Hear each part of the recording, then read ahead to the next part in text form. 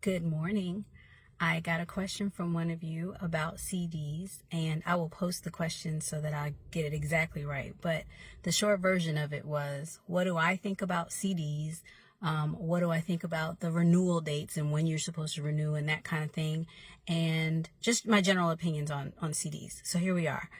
This goes back to your portfolio. So remember that your portfolio is how much you're holding in cash and savings, how much you're holding in short-term savings like CDs, how much you're invested in the actual stock market, and then also your assets, your house or whatever else. So that is your total portfolio. That is everything that you have that's worth something.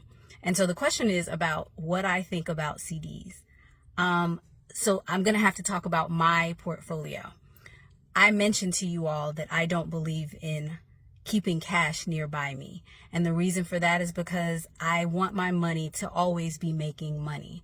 So because I don't like to keep cash or anything equivalent to cash, I don't have much short-term savings. If I had an emergency, I could probably put my hands on several $1,000s in cash quickly.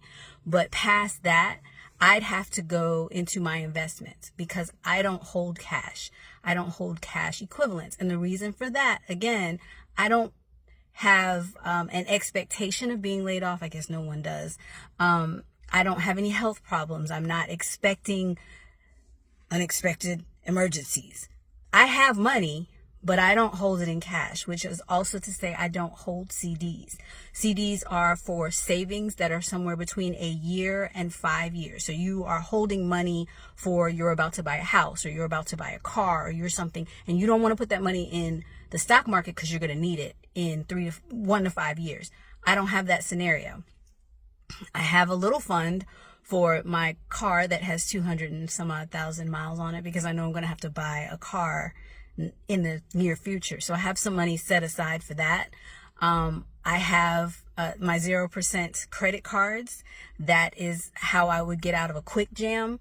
But I just don't hold CDs because I don't have anything in my 1 to 5 year horizon that I would need CDs for. So my opinion on them is if you have something that you're saving for within the next 1 to 5 years and you don't want to invest that money, then a CD is a good place for it. You're not going to earn a lot of interest, but you're going to earn more than you would in a regular old savings account, and it's going to hold that money. Now remember, that means it's locked up.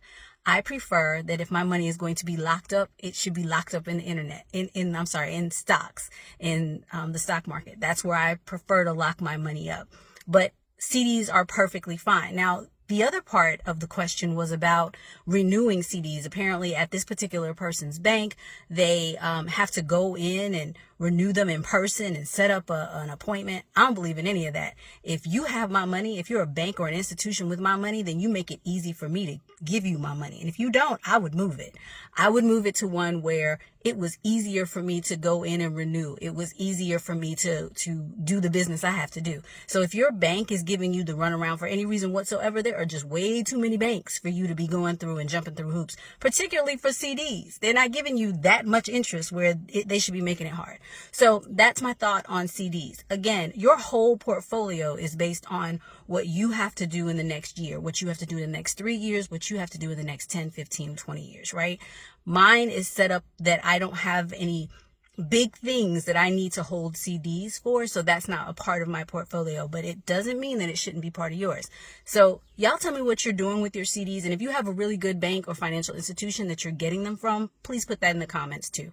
Talk to y'all later. Bye.